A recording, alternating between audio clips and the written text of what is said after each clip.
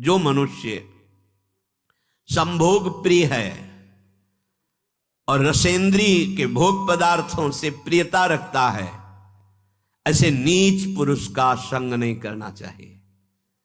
जो भगवान की भक्ति से रहित है, केवल शिष्ण और उदर परायण है, उनका संग नरकगामी बना देगा। भगवान मना कर रहे हैं। आस्थितो रमते जंतुस्तमो विशति पूर्ववतम। पूर्व में हम अनंत जन्मों में इन्हीं भोगों में फंसे रहे, आज हमें परमार्थ का मार्ग मिला है। यदि हमने कहीं ऐसे पुरुषों का संग कर लिया तो हमारा परमार्थ बिगड़ जाएगा। सत्यम शौचम दया मौनम बुद्धि स्त्रीहीर यशः क्षमा समो दमो भगश्चेति यत् संगाद्याति संक्षयम। ऐसे दुष्ट संग से हमारे जीवन में सत्य का अभाव हो जाएगा। सत्य बोलना, सत्य मार्ग में चलना, सत्य चिंतन करना छूट जाएगा। पवित्रता नष्ट हो जाएगी। दया की जगह क्रूरता आ जाएगी। मननशीलता जो भगवत चरणारविंद की होनी चाहिए वो विषयों की होने लगेगी। हमारी बुद्धि, लज्जा, स्त्री, ईश्वर, ये सब भागवतिक सद्गुण नष्ट हो जाते हैं। अतएव दुष्ट संग न करें। ये जो अशांत चित्त है, मूर्ख है, भगवत विमुख है, नष्ट बुद्धि है, ये जो भोगों के खिलौने बने हुए हैं, ऐसे असाधु पुरुषों का कभी भी साधक संग न करे, नहीं तो नष्ट हो जाएगा। दुष्संग का त्याग प्रत्येक साधक को बड़ी सावधानी पूर्वक करना चाहिए। भगवत प्रेम या मोक्ष पदवी जो भी चाहिए वो तभी मिलेगा जब कुसंग का त्याग हो जाए। भगवान श्री रामचंद्र जी ने तो विभीषण जी से कहा कि बरु भल बास नरक करता दुष्ट संग जन देई विधाता। भगवान चाहे तो नरक का बास दे दे, अच्छा है, पर दुष्ट का संग ना मिले। नरक का बास क्यों अच्छा है? क्योंकि नरक भोगने से पाप नष्ट हो जाएंगे, हृदय पवित्र होगा, पर दुष्ट संग से हृदय में पाप बढ़ जाएंगे और अपवित्रता बढ़ जाएगी। दुष्ट संग बड़ा दुर्भाग्य उदय होता है तब मिलता है।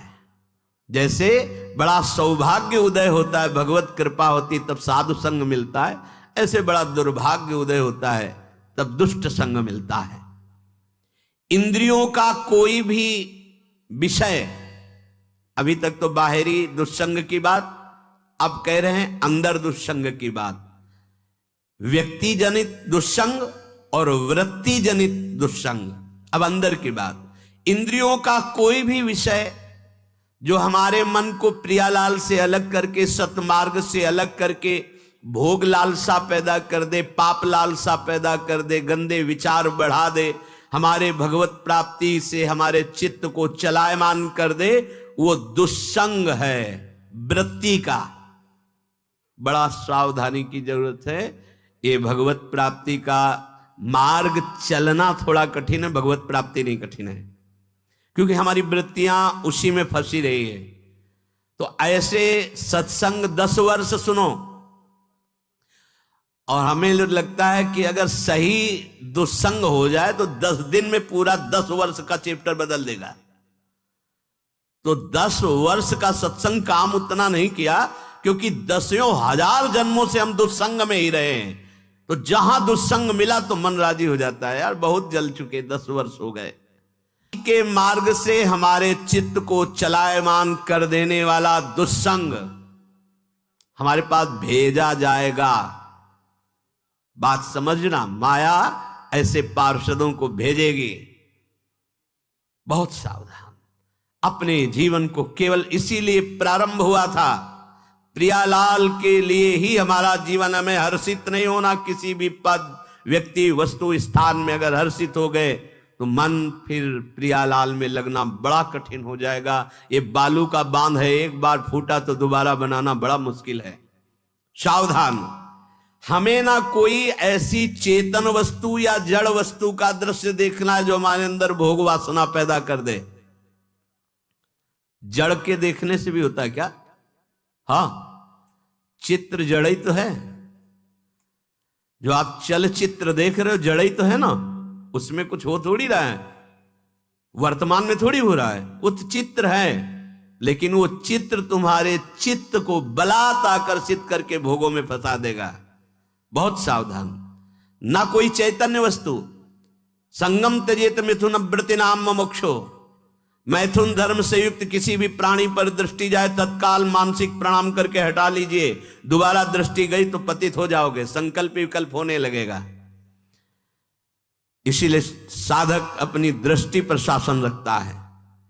ये उचक्का की तरह ऐसे ऐसे चलना साधकों का स्वभाव नहीं होता। बावरों की तरह ऐसे ऐसे देखना, गर्दन इधर, ग्रीवा झुकी हुई है, आगे का मार्ग देख रहे हैं, नाम निरंतर चल रहा है। किसी से बात कर रहे हैं अगर तो भगवत वार्ता कर रहे हैं, चेहरा देखना जरूरी नहीं, चाहे स्त्री हो चाहे पुरुष हो। जब आपको पता है कि हमारे पूज्य जन है तो हम उनका दर्शन करते, नहीं तो चरणों तक सीमित है। ऐसे बात की चल लिया, कोई भी रूप हमारे नेत्रों ने नहीं पकड़ा तो प्रियालाल के रूप में तन्मयता बढ़ेगी। बड़ी सावधानी से। एक नैमिषारण्य के संत भगवान थे, वो कभी नहीं देखते थे किसी की तरफ, बस ऐसे जैसे पूज्य श्री हरि बाबा ऐसी ही दृष्टि रहती। अगर बात करते तो उड़िया बाबा की तरफ देखकर बात करते थे, अन्यथा ऐसे ही रहते थे। कुछ तो महापुरुषों का हम अनुकरण करें। ऐसे जिधर मन आया जो मन आया देख रहे हैं। जैसे आप समझते हो कि सामने से नहीं देखेंगे, पीछे से देख ले। बात तो अपनी चित्तवृत्ति की है। अगर हमारी चित्तवृत्ति दूषित हो रही तो सामने और पीछे से क्या है, झरोखे से क्या है? हमें अपनी चित्तवृत्ति दूषित होने से बचाना है। हम ना कोई ऐसी चर्चा सुने, ना कोई ऐसी चर्चा करें, ना ऐसे स्थान में जाएं, ना ऐसी पुस्तक पढ़े, ना ऐसा दृश्य देखे, ना ऐसा चित्र देखे, ना ऐसी वस्तु खाए, ना ऐसी कोई सूंघने की वस्तु ले जिससे हमारे अंदर प्रमाद स्थिति आ जाए और इंद्रियां विषयों की तरफ प्रबल हो जाएं। ये सब दुष्संग